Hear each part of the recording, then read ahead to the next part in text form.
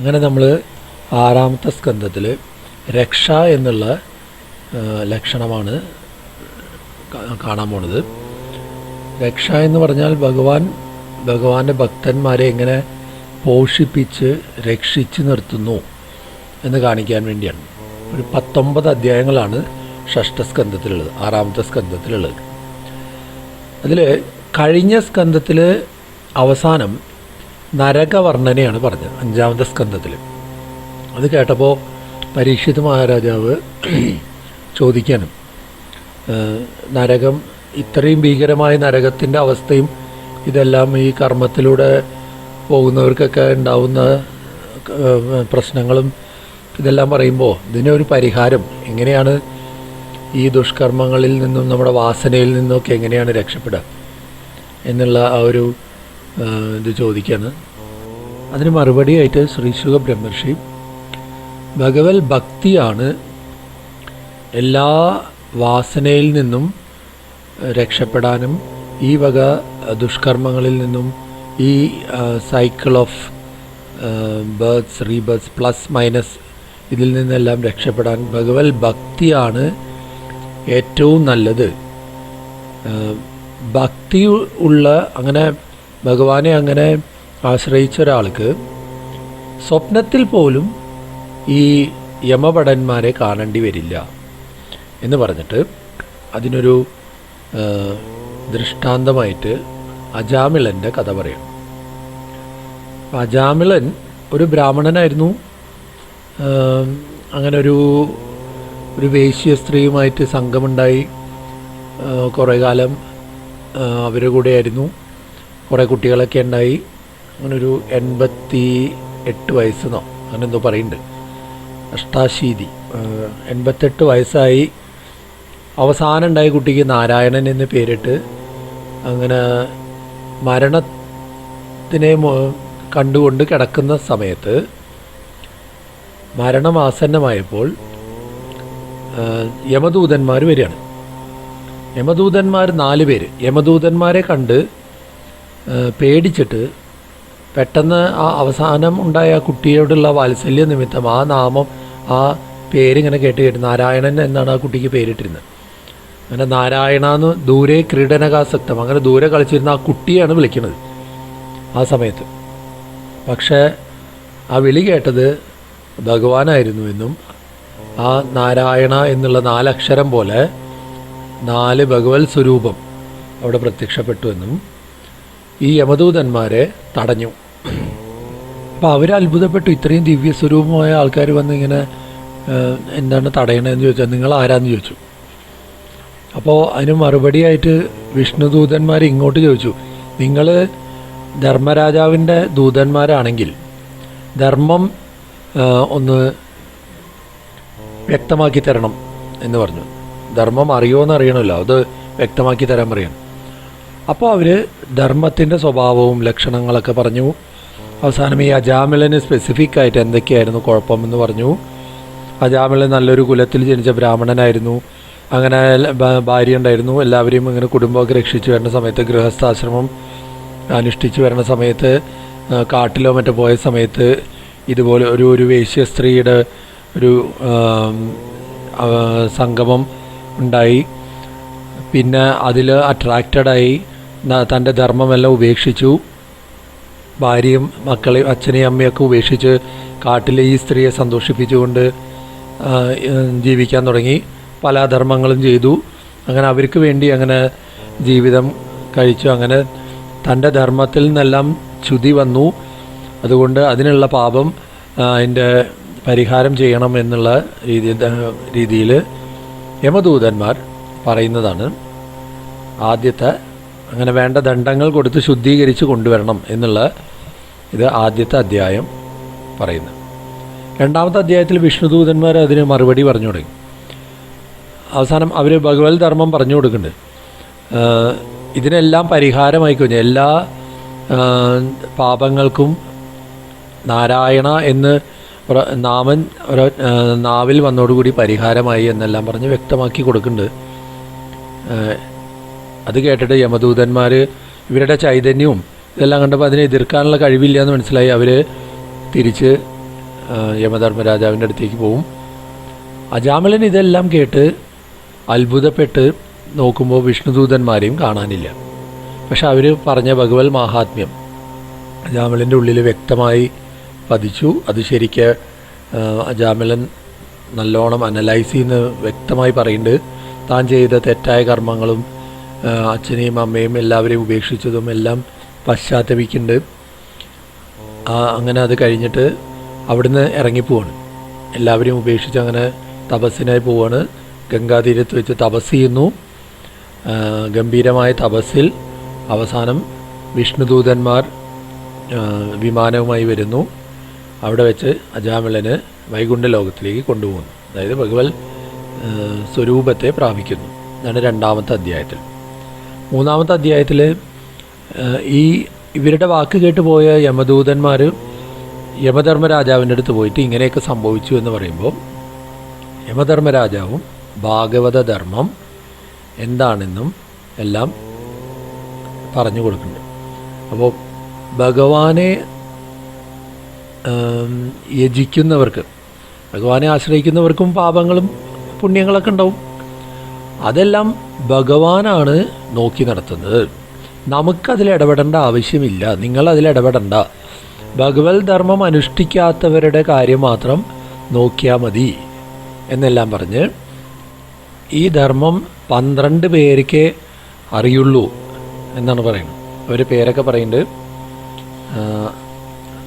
അങ്ങനെ അന്നു മുതൽ യമഭടന്മാർ ഭഗവത് ഭക്തന്മാരുടെ നോക്കാൻ കൂടി ധൈര്യം കാണിക്കുന്നില്ല എന്നുകൂടി പറഞ്ഞ് ഈ ചരിത്രം ഭഗവാൻ കുംഭസംഭവ, അതായത് അഗസ്ത്യ മഹർഷി മലയപർവ്വതത്തിൽ ഇരുന്ന് ഭഗവാനെ ഉപാസിച്ചുകൊണ്ട് ഈ കഥ പാടുന്നുണ്ട് എന്നും പറഞ്ഞ് 3ാമത്തെ അധ്യായം അവസാനിപ്പിക്കുകയാണ്. അജാമിള ചരിത്രം.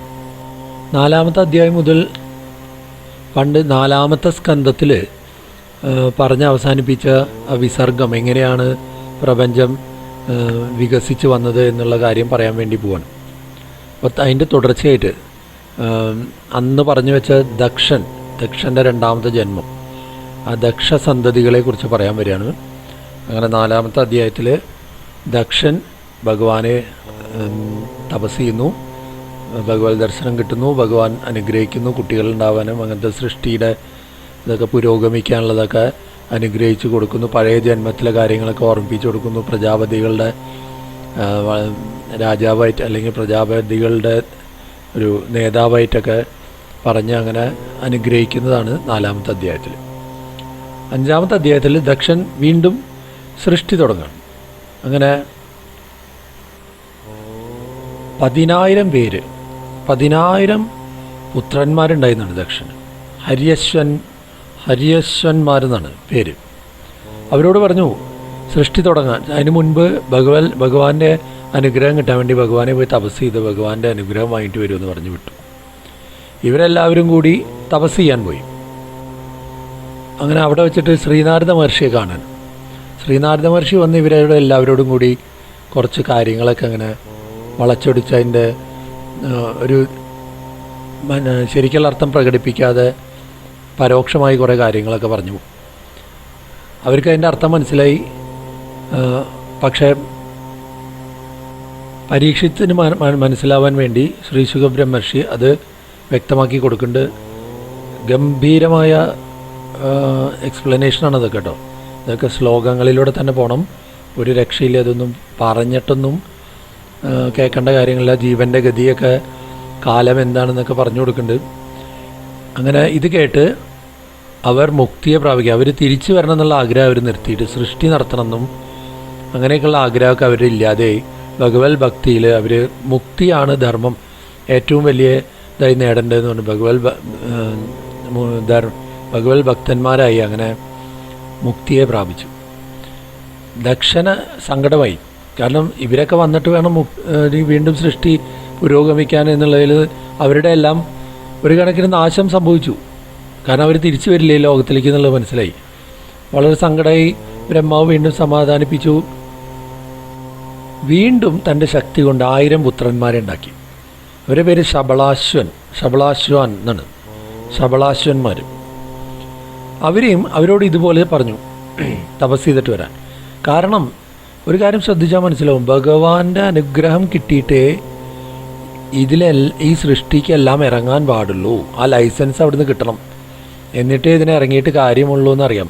അതുകൊണ്ട് വീണ്ടും പോയി തപസ് ചെയ്ത് ഭഗവാന്റെ അനുഗ്രഹം വാങ്ങിയിട്ട് വരാൻ വേണ്ടി ഇവരെ പറഞ്ഞു വിട്ടു. ഇവരും വീണ്ടും ഇതുപോലെ പോയി വീണ്ടും ശ്രീനാരദ മഹർഷിയെ കണ്ടു. ഇതുപോലെ തൻ്റെ സഹോദരന്മാരെന്താ ചെയ്തതെന്നൊക്കെ പറഞ്ഞു കൊടുത്തു. അങ്ങനെ അവരും മുക്തിയെ പ്രാപിച്ചു. ഇതങ്ങോട്ട് കേട്ടോടുകൂടി ദക്ഷന് സഹിക്കാൻ പറ്റിയില്ല. അങ്ങനെ ദക്ഷൻ ശ്രീനാരദ മഹർഷിയെ ശപിക്കുകയാണ്. ഈ ശാപമാണ് മുമ്പ് പുരഞ്ജനോപാഖ്യാനം പറയുമ്പോൾ കാലകന്യക തന്നെ വിവാഹം കഴിക്കണമെന്ന് പറയുന്നുണ്ട് ശ്രീനാരദ മഹർഷി. അപ്പോൾ പറ്റില്ല, ഞാൻ നൈഷ്ഠിക ബ്രഹ്മചാരിയാന്ന് പറയുമ്പോൾ ആ കാലകന്യക ശപിക്കുന്നുണ്ട് ഇത്ര ശ്രീനാരദ മഹർഷി. അത് ഈ ശാപത്തിനെയാണ് എടുത്ത് പറയുന്നത് എന്ന് പറയുന്നു. ദക്ഷൻ ശപിക്കാൻ എവിടെയും സ്ഥാനമില്ലാതെ പോട്ടെ, ഈ ലൗകികമായി ഈ പ്രപഞ്ചത്തിൽ എവിടെയും സ്ഥാനമില്ലാതെ പോട്ടെ എന്ന് പറഞ്ഞ് ശപിക്കുന്നുണ്ട്. ശ്രീനാരദ മഹർഷി സന്തോഷത്തോടുകൂടി സ്വീകരിച്ചു. അങ്ങനെയാണ് 5-ാമത്തെ അധ്യായം നിർത്തുന്നത്. ഇവിടെ അങ്ങോട്ട് വീണ്ടും ദക്ഷസന്തതികളെ പറയാൻ പോലും. അസിഗ്നി എന്ന പത്നിയിൽ ദക്ഷന് 60 കന്യകമാരുണ്ടായി എന്നാണ്. ഇന്ന് അവരുടെ വംശപരമ്പര പറഞ്ഞു പോകൊണ്ട് അവരെ പലർക്കും വിവാഹം കഴിച്ചു കൊടുത്തതും അങ്ങനത്തെ കാര്യങ്ങളൊക്കെ പറയുന്നു. ഗംഭീരമായ വംശവർണ്ണനയാണ് അതിൽ. 27 പേര് ചന്ദ്രന് വിവാഹം കഴിച്ചു കൊടുത്ത നക്ഷത്രങ്ങളാണ് 27 പേര്. പിന്നെ വേറെ പലരും ഉണ്ട്. 13 പേര് കശ്യപ പ്രജാപതിക്ക് വിവാഹം കഴിച്ചു കൊടുത്തു. അതിലാണ് അദിതി ദേവി എല്ലാവരും വരുന്നത്. അവരുടെ വംശം പറയാൻ പോവാണ്. അതിൽ അദിതി ദേവിക്ക് 12 പുത്രന്മാരുണ്ടായി. അവരുടെ പേരാണ് ആദിത്യന്മാർ. 12 ആദിത്യന്മാരുണ്ടായിരുന്നു. അവരുടെ വംശപരമ്പര ഇങ്ങനെ പറഞ്ഞു വരുമ്പോൾ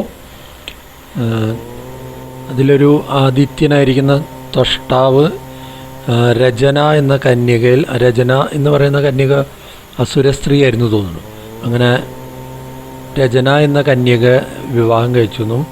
അതിൽ വിശ്വരൂപൻ എന്നൊരു പുത്രനുണ്ടായിരുന്നു. ആ വിശ്വരൂപനെ ദേവന്മാർ ഗുരുവായി സ്വീകരിച്ചു എന്നും പറഞ്ഞ് നിർത്തുകയാണ് 6-ാമത്തെ അധ്യായത്തിൽ. അപ്പോൾ ചോദിച്ചാൽ എന്താണ് ഇങ്ങനെ ഒരു അസുരന്മാരുമായി കണക്ഷനുള്ള ഒരാളെ എങ്ങനെ ദേവന്മാർ ഗുരുവായി സ്വീകരിക്കാൻ കാരണം എന്താണെന്ന് ചോദിക്കുകയാണ് 7-ാമത്തെ അധ്യായത്തിൽ. അപ്പോൾ ഒരു സംഭവം പറയണ, ഒരിക്കൽ ഇന്ദ്രൻ അങ്ങനെ ദേവലോകത്തിരിക്കുന്ന സമയത്ത് രാജധാനിയിലിരിക്കുമ്പോൾ അവിടേക്ക് ഗുരു ബൃഹസ്പതി കയറി വരികയാണ്. അപ്പോൾ ബൃഹസ്പതിയെ കാണാത്ത പോലെ അഭിനയിക്കും, അങ്ങനെ അപമാനിക്കും. അപ്പോൾ ബൃഹസ്പതി അവിടുന്ന് മറയും. അദ്ദേഹം പോയി കഴിയുമ്പോഴാണ് ഇന്ദ്രനെ ഈ തെറ്റ് മനസ്സിലാവുക. തിരിച്ചു പോയി മാപ്പൊക്കെ പറയാൻ ശ്രമിക്കുമ്പോൾ ബൃഹസ്പതിയെ കാണാൻ കൂടി ഉണ്ടാവില്ല. അങ്ങനെ ഗുരു ഇല്ലാത്ത അവസ്ഥ വരും. ഇതറിഞ്ഞ അസുരന്മാർ ദേവലോകത്തെ ആക്രമിക്കുന്നു. അവിടെ അവരെ പിടിച്ചു വെക്കാൻ പറ്റാതെ ദേവന്മാർ ഓടേണ്ടി വന്നു. അവരങ്ങനെ അവസാനം ബ്രഹ്മാവിനെ ശരണം പ്രാപിക്കുന്നു. ബ്രഹ്മാവ് പറഞ്ഞു, തൽക്കാലം ഇങ്ങനെയൊക്കെ ആയ സ്ഥിതിക്ക് ഇനിയിപ്പോൾ ഒരു വഴിയുള്ളൂ, ഗുരുനിന്ദയൊക്കെ വന്ന സ്ഥിതിക്ക് ഇനി ഒരു വഴിയുള്ളൂ. ഇങ്ങനെ വിശ്വരൂപൻ എന്ന് പറയുന്ന അതിതേജസ്വിയായ ഒരു ത്വഷ്ടാവിൻ്റെ പുത്രനും തപസ്വിയായ വിശ്വരൂപനെ പോയി ഗുരുവായിട്ട് സ്വീകരിക്കൂ എന്ന് പറഞ്ഞ് ബ്രഹ്മാവ് അവരെ സമാധാനിപ്പിക്കുകയാണ്. അങ്ങനെ വിശ്വരൂപൻ്റെ അടുത്ത് ചെന്ന് വിശ്വരൂപനെ സ്തുതിച്ച് അങ്ങനെ ഗുരുവായി സ്വീകരിക്കുന്നതാണ് 7-ാമത്തെ അധ്യായത്തിൽ. 8-ാമത്തെ അധ്യായത്തിൽ നാരായണ കവചം, നാരായണ വർമ്മം എന്ന് പറയുന്ന മന്ത്രം ഉപദേശിച്ചു കൊടുക്കുകയാണ് വിശ്വരൂപൻ ഇന്ദ്രന്. അങ്ങനെ അത് ഉപയോഗിച്ച് ഇന്ദ്രൻ പഴയ ഐശ്വര്യമെല്ലാം തിരിച്ചു പിടിച്ചു. അസുരന്മാരെയെല്ലാം ജയിച്ച് വീണ്ടും സ്വർഗലോകത്തെ തിരിച്ചു പിടിച്ചു എന്ന് പറയുന്നതാണ് 8-ാമത്തെ അധ്യായം. 9-ാമത്തെ അധ്യായത്തിൽ ഈ വിശ്വരൂപൻ ദേവന്മാർക്ക് വേണ്ടി യജ്ഞം ചെയ്തുകൊണ്ടിരിക്കുമ്പോൾ ഈ വിശ്വരൂപൻ്റെ അമ്മ ഒരു അസുര സ്ത്രീയാണല്ലോ. അപ്പോൾ അസുരന്മാരോടും ഒരു സ്നേഹമുണ്ട്. അങ്ങനെ അസുരന്മാർക്ക് വേണ്ടി കൂടി പരോക്ഷമായി ഹോമിക്കാൻ തുടങ്ങി യജ്ഞത്തിൽ. പ്രത്യക്ഷമായി ദേവന്മാർക്കും പരോക്ഷമായി അസുരന്മാരെയും സങ്കല്പിച്ചുകൊണ്ട് ഹോമിച്ചു എന്നാണ്. അപ്പോൾ ഈ വിശ്വരൂപന് 3 ശിരസ്സുണ്ട് ഇത്ര. ഇതറിഞ്ഞ ഇന്ദ്രൻ ആ ശിരസ് മുറിച്ച് കളയാണ്. ആ 3 ശിരസ്സും 3 പക്ഷികളായി പറന്നുപോയി എന്നാണ്. ഇതോടുകൂടി ബ്രഹ്മഹത്യ പാപം വരികയാണ് ഇന്ദ്രന്.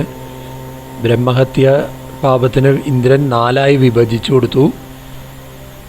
ഭൂമി, ജലം, വൃക്ഷങ്ങൾ, സ്ത്രീകൾ, അങ്ങനെ 4 പേരാണ് ഈ ബ്രഹ്മഹത്യ പാപത്തിൻ്റെ ഓരോ അംശം സ്വീകരിച്ചതെന്ന് പറയുന്നു. ഇത് കേട്ട് വിശ്വരൂപൻ്റെ പിതാവ് ത്വഷ്ടാവ് വളരെ സങ്കടം വരും. അങ്ങനെ അദ്ദേഹം ദക്ഷിണാഗ്നിയിൽ നിന്ന് ഇന്ദ്രശത്രുവായിരിക്കുന്ന ഒരു പുത്രനെ ഉണ്ടാക്കണം. അതിലെന്തോ അങ്ങനെ മന്ത്രത്തിൽ ചെറിയ പിഴവ് വരും. അങ്ങനെ ഇന്ദ്രൻ്റെ ശത്രുവായി ഇരിക്കുന്ന വൃത്രാസുരൻ ഉണ്ടാവുകയാണ്. അതിൽ നിന്ന്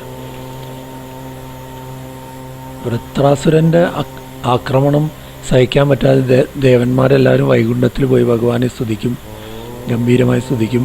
അങ്ങനെ ഭഗവാൻ പ്രത്യക്ഷപ്പെട്ട് പറഞ്ഞു, ദദീജി മഹർഷിയുടെ അസ്ഥി ചോദിച്ചു വാങ്ങാം. അദ്ദേഹം ബ്രഹ്മസ്വരൂപത്തിനെ പ്രാപിക്കുമ്പോൾ, നിർവികൽപ്പ സമാധിയെ പ്രാപിച്ചാൽ അദ്ദേഹത്തിൻ്റെ ശരീരത്തിലെ അസ്ഥികൾ എടുത്തിട്ട് ഒരായുധം ഉണ്ടാക്കുക, വിശ്വകർമാവിനെ കൊണ്ട് ആയുധം ഉണ്ടാക്കുക. ആ ആയുധം ഉപയോഗിച്ചിട്ട് വൃത്രാസുരനെ വധിക്കാം എന്ന് ഉപദേശിച്ച് വിടുകയാണ് ഭഗവാൻ. അങ്ങനെയാണ് 9ാമത്തെ അധ്യായം അവസാനിക്കുന്നത്. 10ാമത്തെ അധ്യായത്തിൽ ദേവന്മാർ ദദീജി മഹർഷിയുടെ അടുത്ത് പോകുന്നു, അദ്ദേഹത്തിനെ സ്തുതിക്കുന്നു. അദ്ദേഹം എപ്പോഴും നിർവികൽപ്പ സമാധിയിലിരിക്കുന്ന ആളാണ്. അദ്ദേഹം ആ ശരീരം ഉപേക്ഷിക്കുന്നു, സമാധിയിൽ ഭഗവാനിൽ ലയിക്കുന്നു. ആ ശരീരം, ആ തപശക്തിയുള്ള ശരീരം ഉപയോഗിച്ച് വിശ്വകർമാവ് അങ്ങനെ വജ്രായുധം നിർമ്മിച്ചിട്ട് യുദ്ധം തുടങ്ങാൻ പോവാണ് ദേവന്മാരുമായിട്ട്, വൃത്രാസുരനുമായിട്ട്. ഈ വജ്രായുധവുമായിട്ട് ഇന്ദ്രനും മറ്റു ദേവന്മാരും അസുരന്മാരെ അറ്റാക്ക് ചെയ്യുന്നു. അസുരന്മാർക്ക് പിടിച്ചു വെക്കാതെ പറ്റാതെ അവർ ഓടുന്നു. പിന്തിരിഞ്ഞോടണ കണ്ടിട്ട് വൃത്രാസുരൻ വരുന്നു. ഇവരോടൊക്കെ പറയുന്നുണ്ട്. അവസാനം ഗംഭീരമായൊരു ശ്ലോകം ഉണ്ട്. അവസാനം ഇവരിങ്ങനെ യുദ്ധത്തിൽ നിന്ന് പിന്തിരിഞ്ഞ് ഓടണ കണ്ടിട്ട് വൃത്രാസുരൻ അവരെ ഉപദേശിക്കുകയാണ്. അസുരന്മാരോട് പറയുന്നൊരു ശ്ലോകമാണ്. ദ്വൗ സമ്മതാവിഹ മൃത്യു ദുരാപൗ യത് ബ്രഹ്മസന്ധാരണയാ ജിതാസു കളേബരം യോഗരഥോ വിജഹ്യാത് യദഗ്രണീർ വീരശയേ അനിവൃത്ത. ഗംഭീരമായ ശ്ലോകമാണ്. അതിൻ്റെയൊക്കെ തേജസ് എന്താണെന്നറിയോ? 2 തരത്തിൽ മൃത്യു എല്ലാവരും കാക്ഷിക്കേണ്ടതാണ്. ആരും മൃത്യു ചോദിക്കാറില്ല. മൃത്യു ചോദിക്കേണ്ടത് 2 തരത്തിലുള്ള മൃത്യുവാണ് നിങ്ങൾ ചോദിക്കേണ്ടത്. ഒന്ന് വീരമൃത്യു, അതായത് യുദ്ധത്തിൽ മരിക്കുക, അതെല്ലാവർക്കും ശ്രേയസ്കരമായതാണ്. അല്ലെങ്കിൽ കളേബരം യോഗരഥോ വിജഹ്യാത്, യോഗരഥത്തിൽ, അതായത് യോഗത്തെ ആശ്രയിച്ചുകൊണ്ട്, സമാധി അവസ്ഥയെ ആശ്രയിച്ചുകൊണ്ട് ഈ ശരീരത്തിനെ ഉപേക്ഷിക്കാൻ പറ്റുക. ഈ 2 മൃത്യുവും വളരെ ശ്രേയസ്കരമാണ്. കിട്ടാൻ വളരെ ബുദ്ധിമുട്ടാണ്. ദുരാപവും കിട്ടാൻ വളരെ ബുദ്ധിമുട്ടാണ്. അതുകൊണ്ട് അതിലെ ഒരു മൃത്യുവാണ് നിങ്ങളുടെ മുന്നിൽ വന്നിരിക്കുന്നത്, നിങ്ങളെന്തിനാ പേടിച്ച് ഓടണേ എന്നുള്ള രീതിയിൽ ഉപദേശിക്കുന്നുണ്ട്. അപ്പോൾ ദദീജി മഹർഷിയുടെ ആ ഒരു ശരീരത്യാഗവും കൂടി ഇവിടെ സൂചിപ്പിക്കപ്പെടുന്നുണ്ടോ എന്നൊരു സംശയം. അങ്ങനെയാണ് 10ാമത്തെ അധ്യായം തീരണത്. അടുത്ത അധ്യായത്തിൽ വൃത്രാസുരൻ ഇന്ദ്രന് നേരെ തിരിയാണ്. അങ്ങനെ ഇന്ദ്രൻ്റെ ആ ഒരു വരവ്, ദദീജി മഹർഷിയുടെ ശരീരം കൊണ്ട് ഉണ്ടാക്കിയ വജ്രായുധവുമായിട്ട് ഇന്ദ്രൻ്റെ വരവ് കണ്ടിട്ട് വൃത്രാസുരൻ ഇന്ദ്രനെ കുറേ കളിയാക്കുന്നുണ്ട്. അത് കഴിഞ്ഞ് കുറേ ഉപദേശിക്കുന്നുമുണ്ട്. ഉപദേശിച്ച് വരുമ്പോൾ ദദീജി മഹർഷിയെ സ്മരിക്കാനും ദദീജി മഹർഷിയുടെ തപസ്സിനെ സ്മരിക്കാനും, അത്രയും ചൈതന്യമുള്ള ആയുധം കയ്യിലുള്ളപ്പോൾ അങ്ങ് തന്നെയാണ് വിജയിക്കാൻ പോകുന്നതെന്നും, ആ ഭഗവത് തപസ്സിൻ്റെ ശക്തി കയ്യിലുണ്ടല്ലോ എന്ന് പറഞ്ഞാൽ അങ്ങനെ ഭഗവത് തപസ്സിനെക്കുറിച്ചും ഭഗവാനെക്കുറിച്ചും സ്മരിക്കാനുള്ളൊരു അവസരമുണ്ടാവുകയാണ്. അങ്ങനെ വൃത്രാസുരൻ്റെ മനസ്സ് ഭഗവാനിലേക്ക് അങ്ങോട്ട് ചെല്ലുകയാണ്. പിന്നെ 4 ശ്ലോകം, അവസാനത്തെ ഒരു 4 ശ്ലോകം ഭഗവത് സമർപ്പണമാണ്. ഭഗവത് ഭക്തിയുടെ ഒരു പ്രവാഹമാണ്. ആ ഒരു ആശ്രയം അങ്ങനെ വരികയാണ്. 4 ശ്ലോകം. അങ്ങനെയാണ് 11 തീരണത്. വീണ്ടും 12ാമത്തെ അധ്യായത്തിൽ ഗംഭീരമായ യുദ്ധം, വജ്രായുധം പ്രയോഗിക്കുന്നു. ഒരു വൃത്രാസുരൻ്റെ ഒരു കൈ പോകുന്നു. വൃത്രാസുരൻ തിരിച്ച് ആയുധം പ്രയോഗിക്കുന്നു. അങ്ങനെ കയ്യിൽ നിന്ന് വജ്രായുധം തെറിച്ചു പോകണം ഇന്ദ്രൻ ആകെ നിസ്സഹായനായി നിൽക്കേണ്ട ഒരവസ്ഥ വന്നു. അത് കണ്ട് ചിരിച്ചിട്ട് വീണ്ടും വൃത്രാസുരൻ ഭഗവത് മഹത്വം പറഞ്ഞു കൊടുക്കുകയാണ് ഇന്ദ്രന്. ഈ യുദ്ധത്തിൽ തൻ്റെ മരണം മുന്നിൽ കണ്ടുകൊണ്ടിരിക്കുന്ന വൃത്രാസുരൻ ഒരു കൈ നഷ്ടപ്പെട്ട് കഴിഞ്ഞു. എന്നിട്ട് ശത്രുവിനെ ഹനിക്കാനുള്ള അവസരം മുന്നിൽ കിട്ടിയിട്ടും അവിടെ വെച്ച് നിർത്തിയിട്ട് ഇന്ദ്രനെ അവിടെ വെച്ച് വീണ്ടും ഭഗവത് ഭക്തിയും ഇതെല്ലാം ഉപദേശിച്ചു കൊടുക്കുകയാണ്. സമഭാവന പറയുന്നൊരു ബ്രില്യൻ ശ്ലോകം ഉണ്ട് ഇവിടെ. തസ്മാത് അകീർത്തിർ യശസോർ ജയാ അപജയയോരഭി സമസ്യാത് സുഖദുഃഖാഭ്യാം മൃത്യുജീവിതയോസ്തത. എല്ലാത്തിനെയും സമമായി കാണണം. അകീർത്തി അല്ലെങ്കിൽ യശസ്, ഇത് രണ്ടിനെയും സമമായി കാണണം. ജയം അപജയം പരാജയം, ഇതിനെയും സമമായി കാണണം. സുഖത്തെയും ദുഃഖത്തിനെയും സമമായി കാണണം. മൃത്യുവും ജീവിതവും സമമായി കാണണം എന്ന് ഇന്ദ്രന് ഉപദേശിച്ചു കൊടുക്കുന്നതാണ് 12ാമത്തെ അധ്യായത്തിൽ. അതിൽ തന്നെ അത് കഴിഞ്ഞ് ഇന്ദ്രൻ വേഗം വജ്രായുധം തിരിച്ചെടുക്കും. എന്നിട്ട് വൃത്രാസുരനെ ഒരുപാട് പ്രശംസിക്കുന്നുണ്ട്. ഈ ഒരു സമയത്ത് പോലും ഭഗവത് ഭക്തി ഇങ്ങനെ ഒഴുകി വരുന്നത് അത് കണ്ടിട്ട് വൃത്രാസുരനെ ഒരുപാട് പ്രശംസിക്കുന്നുണ്ട്. അത് കഴിഞ്ഞിട്ട് അവർ യുദ്ധം തുടരുകയാണ്. അങ്ങനെ അവിടെ വെച്ചിട്ട് വൃത്രാസുരൻ ഇന്ദ്രനെ വിഴുങ്ങും. അങ്ങനെ ഉള്ളിൽ പോയിട്ട് അവിടെ വെച്ച് വയറ് തുറന്ന് പുറത്തേക്ക് വരും. അങ്ങനെ വൃത്രാസുരനെ ഇന്ദ്രൻ വധിക്കുന്നതാണ്. അതിൽ നിന്ന് വൃത്രാസുരൻ്റെ ജീവൻ ചൈതന്യമായിട്ട് പുറത്തേക്ക് വന്ന് അങ്ങനെ അലോകത്തെ പ്രാപിക്കുന്നു എന്നാണ്. പണ്ട് നമ്മൾ ലോകാലോക പർവ്വതം പറയേണ്ടതിൻ്റെ പഞ്ചമസ്കന്ധത്തിൽ അലോകത്തിനെ പ്രാപിക്കുന്നു എന്നാണ്. ഈ ലോകത്തിനെ അതിക്രമിച്ച് അലോകം എന്നുള്ള സ്ഥിതിയെ പ്രാപിക്കുന്ന എല്ലാവരും കണ്ടുകൊണ്ടിരിക്കുമ്പോൾ തന്നെ ആ ജീവചൈതന്യം അങ്ങനെ മുക്തിയെ ഭഗവത് സ്വരൂപത്തിനെ പ്രാപിക്കുന്നു, ഭഗവത് ലോകത്തിനെ പ്രാപിക്കുന്നത് എല്ലാവരും കാണുകയാണ്. അങ്ങനെയാണ് 12ാമത്തെ അധ്യായം തീരണത്. 13ാമത്തെ അധ്യായത്തിൽ ഈ വൃത്രാസുരനെ കൊന്നത് വീണ്ടും ഒരു ബ്രഹ്മഹത്യാപാപമായി ഇന്ദ്രൻ. അങ്ങനെ ഇന്ദ്രൻ നോക്കുമ്പോൾ ഒരു ചാണ്ടാലിയും രൂപിണിയും ഒരു ചണ്ടാല സ്ത്രീയുടെ ഒരു രൂപം പിന്നാലെ വരുന്നത് കണ്ട് പേടിച്ചോടും. എവിടെയും ഗതിയില്ലാതെ വരുമ്പോൾ മാനസ സരസിൻ്റെ ഉള്ളിൽ മുങ്ങിയിരുന്നു എന്നാണ്. ഇതൊക്കെ വലിയ വലിയ തത്വങ്ങളാണ് ആവണം പറഞ്ഞു വരുന്നത്. ഇതിൽ നിന്ന് എങ്ങനെ രക്ഷപ്പെടും, ഈ ബ്രഹ്മവധത്തിൽ നിന്ന് എങ്ങനെ രക്ഷപ്പെടുമെന്ന് ചിന്തിച്ചുകൊണ്ട് കുറേ കാലം സഹസ്രമായ വർഷാണി സഹസ്രം എന്ന് അവിടെ ഇരിക്കുകയാണ്. എങ്ങനെ രക്ഷപ്പെടുമെന്ന് വെച്ചിട്ട് ഇന്ദ്രൻ മാനസ സരസിൻ്റെ ഉള്ളിൽ ഒളിച്ചിരിക്കുകയാണ്. ഈ സമയത്താണ് ഇത്ര നഹുഷൻ 100 യാഗം ചെയ്ത ശക്തി കൊണ്ട് 100 യാഗം ചെയ്ത ഇന്ദ്രപദവി കിട്ടുന്നൊരു നിയമമുണ്ട്. അങ്ങനെ നഹുഷൻ ഈ താൽക്കാലികമായി ഇന്ദ്രസ്ഥാനത്തിലേക്ക് എത്തുന്നത് ഈ ഗ്യാപ്പിലാണ്, ഈ സമയത്ത്. അവിടെ വെച്ചിട്ട് നഹുഷൻ അഹങ്കാരം കാണിച്ച് ശാപം കിട്ടി അങ്ങനെ ഓന്തായി പോവാണ്. അത് കഴിഞ്ഞ് മഹർഷിമാർ വീണ്ടും യജ്ഞം ചെയ്ത് ഇന്ദ്രനെ ശുദ്ധീകരിച്ചുകൊണ്ട് പഴയ സ്ഥാനത്തേക്ക് എത്തിക്കുന്നതാണ് 13ാമത്തെ അധ്യായം. ഈ 14 തുടങ്ങുമ്പോൾ പരീക്ഷിത്ത് മഹാരാജാവ് വളരെ അത്ഭുതത്തോടു കൂടി ചോദിക്കുകയാണ്, എങ്ങനെയാണ് ഈ അസുര ജന്മം മാത്രമല്ല യുദ്ധം നടക്കുന്ന സമയം തൻ്റെ കൈ നഷ്ടപ്പെട്ടു, ഓൾമോസ്റ്റ് മരണം മുന്നിൽ കാണുന്ന സമയത്ത് ഇത്ര ഗംഭീരമായ ഭഗവത് ഭക്തി എങ്ങനെ വന്നു? എങ്ങനെയാണ് ഇത്രയും ഈ രജോഗുണ സ്വഭാവമുള്ള അസുരന് എങ്ങനെ ഇത്രയും ഭഗവത് ഭക്തി ഉണ്ടായി എന്ന് പറഞ്ഞു തരണമെന്ന് പറഞ്ഞപ്പോൾ ശ്രീ ശുഖബ്രഹ്മർഷി പണ്ട് നടന്നൊരു കാര്യം പറയണം. ചിത്രകേതു എന്നൊരു രാജാവ് ഉണ്ടായിരുന്നു. അദ്ദേഹത്തിന് ലക്ഷക്കണക്കിന് ഭാര്യമാരായിരുന്നു.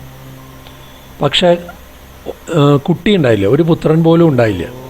അങ്ങനെ അദ്ദേഹം വളരെ ബാക്കി എല്ലാ ഐശ്വര്യങ്ങളും നിറഞ്ഞിരിക്കുകയായിരുന്നു. അദ്ദേഹം അങ്ങനെ സങ്കടപ്പെട്ടിരിക്കുന്ന സമയത്ത് ഒരിക്കൽ അങ്കിരസ് മഹർഷി അവിടേക്ക് കയറി വന്നു. രാജാവിനെ കാണാൻ വന്നു. രാജാവിൻ്റെ മുഖത്ത് ഈ മ്ലാനതയൊക്കെ കണ്ടപ്പോൾ എന്താ കാര്യം എന്ന് ചോദിച്ചു. അപ്പോൾ രാജാവ് ഇത് പറഞ്ഞു കൊടുത്തു. അപ്പോൾ അങ്കിരസ് മഹർഷി ഒരു കാര്യം ചെയ്യൂ എന്ന് പറഞ്ഞൊരു മന്ത്രം, സൂര്യനെ ഒരു യജ്ഞം ഉപദേശിച്ചു കൊടുക്കും. ആ യജ്ഞം ചെയ്തിട്ട് ആ യജ്ഞോച്ഛിഷ്ടം, ആ യജ്ഞത്തിൻ്റെ പ്രസാദം മൂത്ത രാജ്ഞിയായിരിക്കുന്ന കൃതദ്യുതിക്ക് കൊടുക്കാൻ പറഞ്ഞിട്ട് അങ്കിരസ് മഹർഷി അവിടുന്ന് പോകും. ആ പോകുമ്പോൾ അദ്ദേഹം പറയുന്നുണ്ട് കേട്ടോ, ഹർഷശോകപ്രദസ്തുഭ്യം.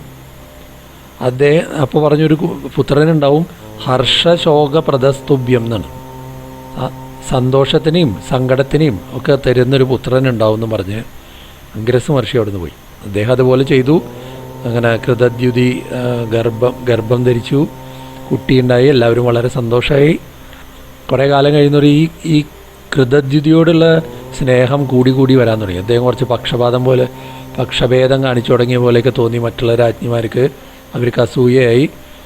കുറേ പേരുണ്ടല്ലോ, അവരെല്ലാവരും കൂടി പ്ലാൻ ചെയ്ത അവസാനം ഈ കുട്ടി കാരണമാണല്ലോ നമുക്കൊക്കെ ഈ ദുഃഖം വന്നത്, അപ്പോൾ ആ കുട്ടിക്ക് വിഷം കൊടുക്കാമെന്ന് പറഞ്ഞ് അങ്ങനെ വിഷം കൊടുക്കുന്നു.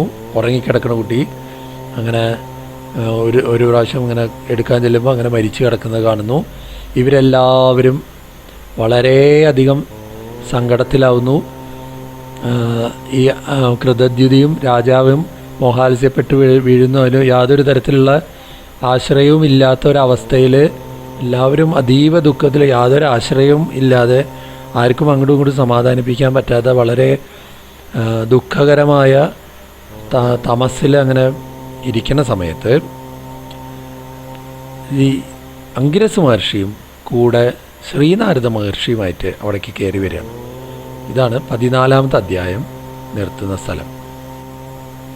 അടുത്ത അധ്യായത്തിൽ 15 അങ്കിരസ് മഹർഷി സമാധാനിപ്പിക്കുകയാണ് രാജാവിന്.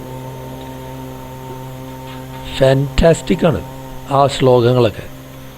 അതൊക്കെ അങ്ങനെ നമ്മുടെ ഉള്ളിലിങ്ങനെ എവിടേക്കോ പോയി ഇങ്ങനെ പ്രകമ്പനം കൊള്ളിക്കുന്നത് നമുക്ക് കാണാം അത് വായിക്കുന്ന സമയത്ത്. ഒന്നും അർത്ഥമൊന്നും പറയാൻ പറ്റില്ല. അങ്ങനെ സമാധാനിപ്പിക്കും. അപ്പോൾ രാജാവ് തിരിച്ചു ചോദിക്കും, ആരാണ് നിങ്ങൾ, ആരാന്ന് ചോദിക്കുന്നത്. കോ യുവോ ജ്ഞാന സംപ്രാപ്തവും കൗ യുവാം ജ്ഞാനസമ്പന്നവും.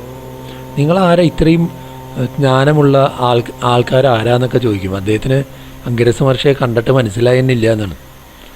അപ്പോൾ ആ അങ്കിരസ് മഹർഷി പറയും, ഞാൻ അങ്ങേക്ക് പുത്രനെ തന്ന അങ്കിരസാണ്, ഇത് സാക്ഷാൽ ഭഗവാൻ ശ്രീനാരദ മഹർഷിയാണ് എന്ന് പറയും. എന്നിട്ട് വീണ്ടും ഉപദേശിച്ചു കൊടുക്കും, അങ്ങ് എന്തിനാണ് ഇത്രയും അധികം ദുഃഖിക്കുന്നത് എന്ന് പറയും. അവസാനം ശ്രീനാരദ മഹർഷി ആ 15-ാമത്തെ അധ്യായത്തിൻ്റെ അവസാനം ഒരു ശ്ലോകത്തിൽ സംഘർഷണ മൂർത്തിയുടെ മഹത്വം പറഞ്ഞ് നിർത്തുകയാണ്.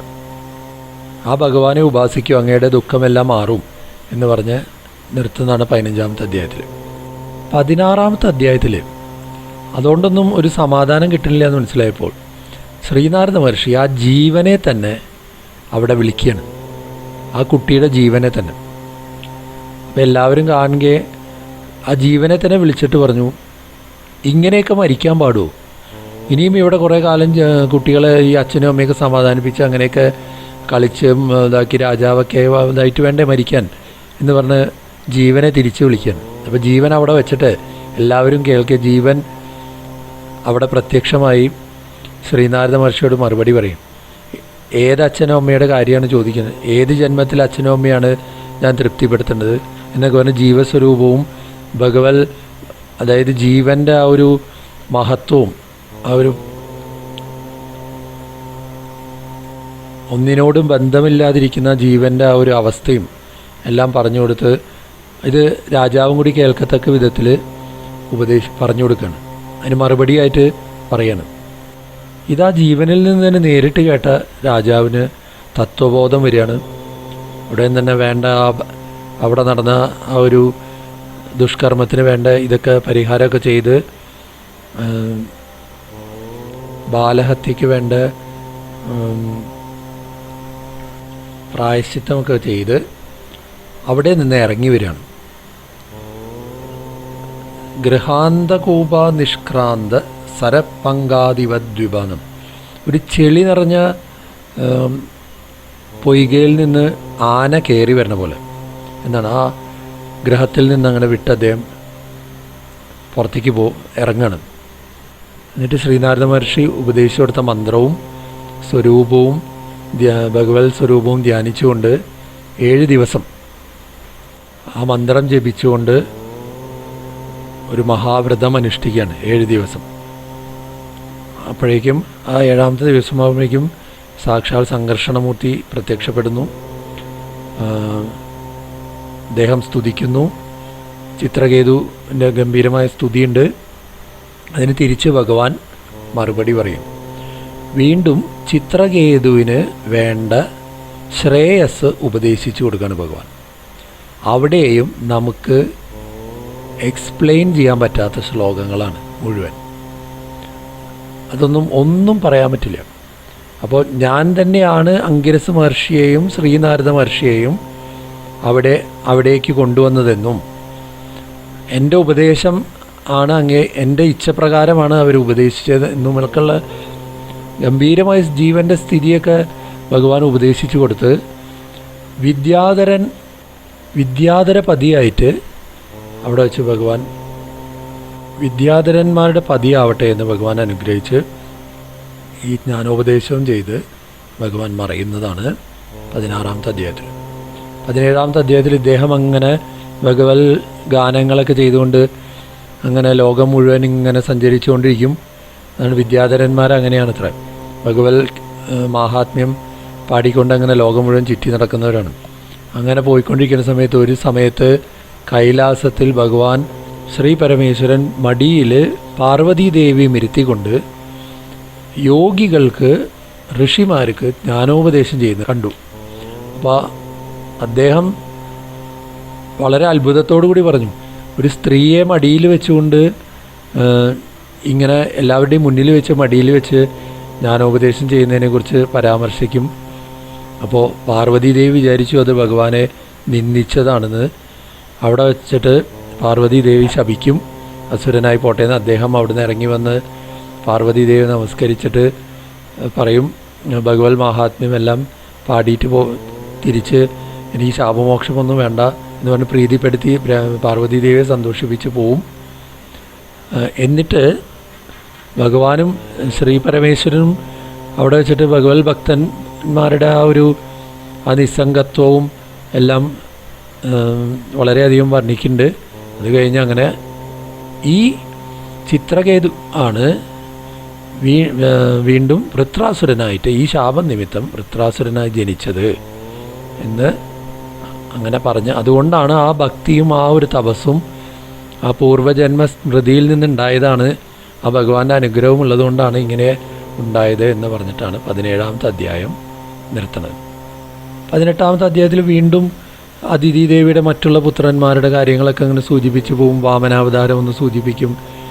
പിന്നെ ദിതി ദേവിയുടെ പുത്രന്മാരിലേക്ക് കിടക്കും. ഹിരണ്യകശിപു ഹിരണ്യാക്ഷനൊക്കെ ഉണ്ടായിരുന്നു, പ്രഹ്ലാദനൊക്കെ ഉണ്ടായിരുന്നു, അങ്ങനത്തെ കാര്യങ്ങളൊക്കെ പറഞ്ഞിങ്ങനെ വരും. അങ്ങനെ ദിതി ദേവിക്ക് 49 പുത്രന്മാർ മരുത്തുക്കൾ എന്നുള്ള പേരിലുണ്ടായിരുന്നു. അവർ ഇന്ദ്രൻ്റെ സഹോദരന്മാരായി ദേവലോകത്തിലേക്ക് പോയി എന്നും പറയും. അപ്പോൾ വീണ്ടും ചോദിക്കുകയാണ്, അതെങ്ങനെ ഈ അസുരന്മാരുടെ ഗണത്തിൽപ്പെട്ട ഈ ദിതി ദേവിയുടെ പുത്രന്മാരെങ്ങനെ ഇന്ദ്രൻ്റെ സഹോദരന്മാരായി, എങ്ങനെയാണ് അവർ അങ്ങോട്ട് പോയത് എന്നുള്ള കാര്യം പറയണമെന്ന് പറയുന്നത്. അപ്പോൾ ഒരിക്കൽ ദിതി ദേവി ഹിരണ്യകശിപുവും ഹിരണ്യാക്ഷനൊക്കെ വധിക്കപ്പെട്ടതിന് ശേഷം വളരെ സങ്കടത്തോടു കൂടി ഇരിക്കുന്ന സമയത്ത് തനിക്കും ഒരു സത്പുത്രൻ ഉണ്ടാവണം എന്നുള്ള ഇതിൽ കശ്യപ പ്രജാപതിയെ ഉപചരിക്കും. വളരെ സന്തോഷപൂർവ്വം ശുശ്രൂഷിക്കണം. ഇത് കണ്ട് പ്രീതിപ്പെട്ട് കശ്യപ പ്രജാപതി, ഭർത്താവാണല്ലോ കശ്യപ പ്രജാപതി, എന്താ വരം വേണ്ടതെന്ന് ചോദിക്കും. അപ്പോൾ ഉടനെ പറയും, ഇന്ദ്രനെ കൊല്ലാൻ പറ്റിയൊരു പുത്രൻ വേണമെന്ന്. അദ്ദേഹം ആകെ സങ്കടത്തിലായി. കാരണം ഇന്ദ്രൻ ഒരിക്കലും ഒരു വധം അർഹിക്കുന്നില്ല ഈ സമയത്ത്.